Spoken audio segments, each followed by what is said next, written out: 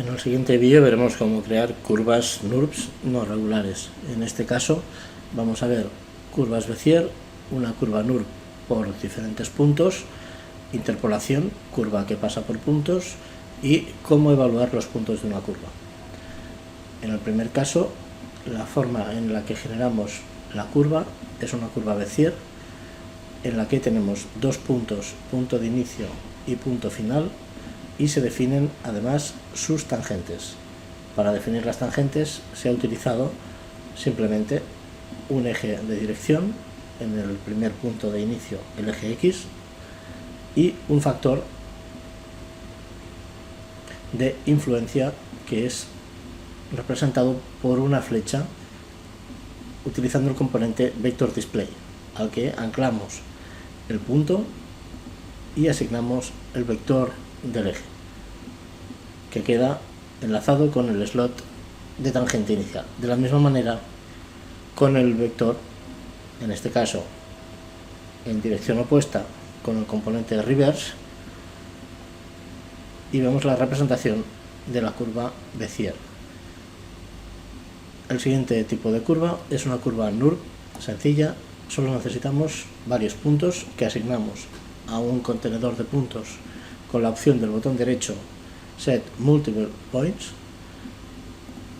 y en el componente de curva NURB asignamos estos vértices al primer slot y luego el grado de curvatura de esta, que puede ser un valor de 2, 3, en el que vemos que la influencia de los puntos es menor, pero nunca debe ser un valor igual o superior a la cantidad de puntos. En este caso un valor de 4 no sería posible.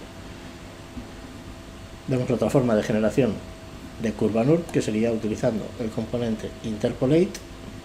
En este caso los puntos de paso se asignan de la misma manera con un contenedor de puntos, con el botón derecho Set Multiple Points, y añadimos la misma variable del grado de curvatura.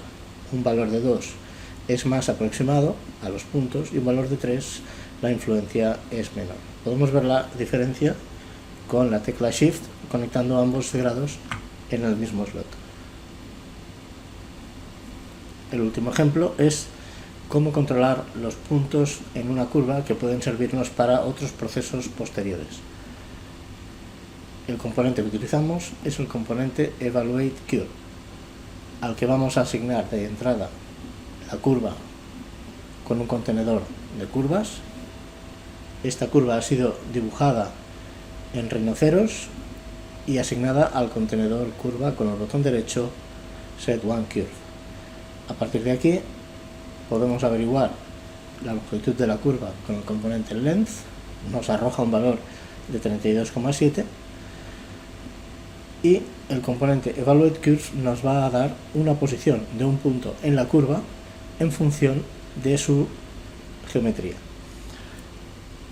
Si queremos que el punto esté comprendido entre el inicio y el final de la curva, debemos aplicar una modificación del cálculo con el botón derecho encima del slot curva, que se denomina reparametrizar.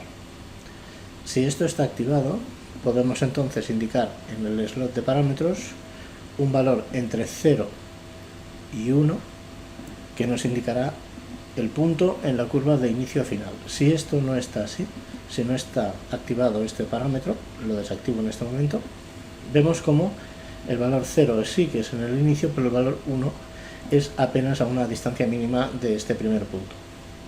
Por lo tanto, en el slot curve, activando reparametrizar, podremos controlar cualquier punto dentro de la curva en función de estos valores.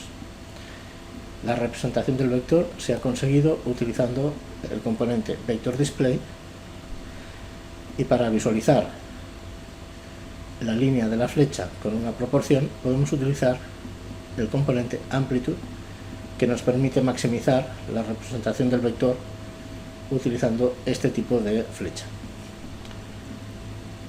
Otra forma de representar puntos en la curva sería con los componentes punto en la curva, punto medio o puntos finales.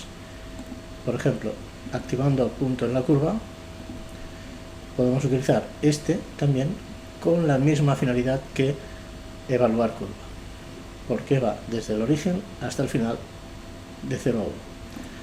El siguiente sería punto medio, el propio nombre lo indica, y el último, si lo visualizamos, son el inicio y el final, que nos pueden servir para otros procesos posteriores.